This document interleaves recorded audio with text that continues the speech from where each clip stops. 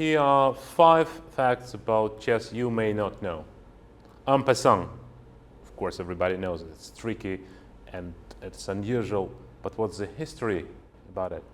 So, prior to 13th century or so, the move of the pawn was only 1 square up, not 2 squares. The game was much slower. And then the new idea came up. So the pawns would start moving from e2 to e4, so 2 squares up. It actually made the game much more dynamic. And then the question came, what should happen? Because the logic of the game was we have advanced pawn, and then this pawn would pass by. What should happen?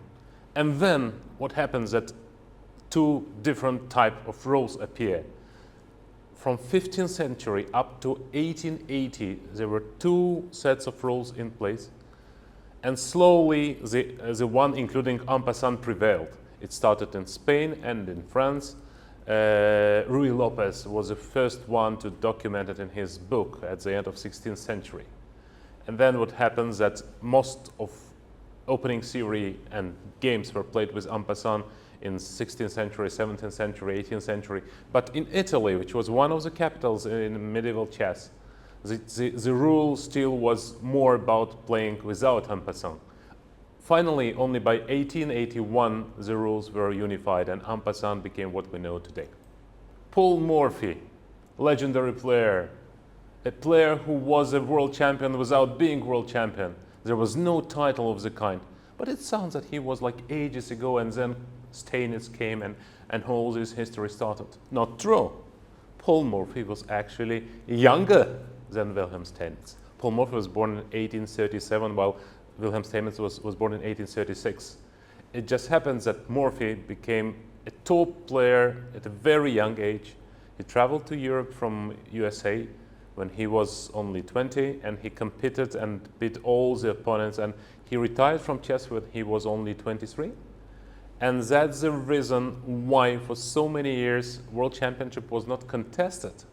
It is only after his demise in 1884 there was decided that now somebody who is the strongest player in the world could be considered the world champion. And in 1886 the first world championship, official world championship match took place, and Wilhelm Steinitz became the first world champion.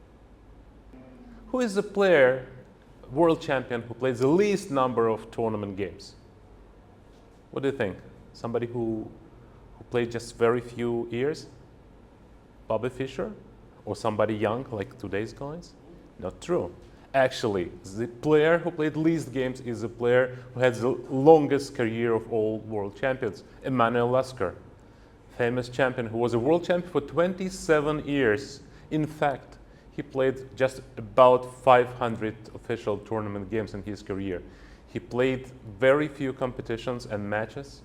He has several periods of inactivity in his CV, and there was a period of 9 years or something where he didn't compete in tournaments. And all in all, in spite becoming world champion in 1894 and playing competitively till 1937, he has played only around 500 games in his career. Who is the player who has most openings, variations, lines under his name? If you open the theory book, who could that be? Some famous theoretician? Maybe Garry Kasparov? Maybe Bobby Fischer? Maybe some inventor of series openings like Aaron Nimzowitsch? No. One and only Akiba Rubenstein, a player who didn't become world champion, but who was a legendary player with a strategic vision, developed a whole line of opening preparation, and his name actually is attributed to 6 or 7 openings lines, whether it's be in Nimzo, or it's in French, or it's in Queen's Gambit, or it's in Sicilian. All of them are strategic, unusual, deeply, profoundly prepared by him. And Akiba Rubenstein should be remembered not only as a great player who was equal to Lasker and Capablanca in his heyday, but also as a player who came up with monumental concepts that impacted the game, and till today there's so many lines after his name. Who was the oldest player to compete on the very top level? Vasily Smyslov? qualifying to candidates at 64?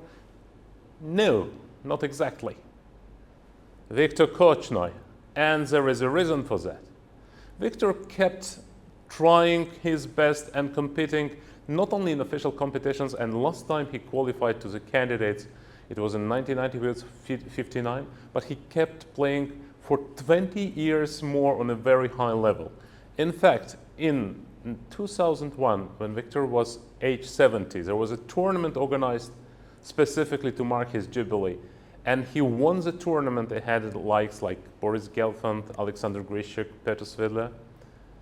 You would say 70, okay, maybe, but 80, when Korchnoi was nearly 80, in fact, 1 month before turning 80, he beat in a tournament game, in famous tournament in Gibraltar, none else but Fabiano Caruana.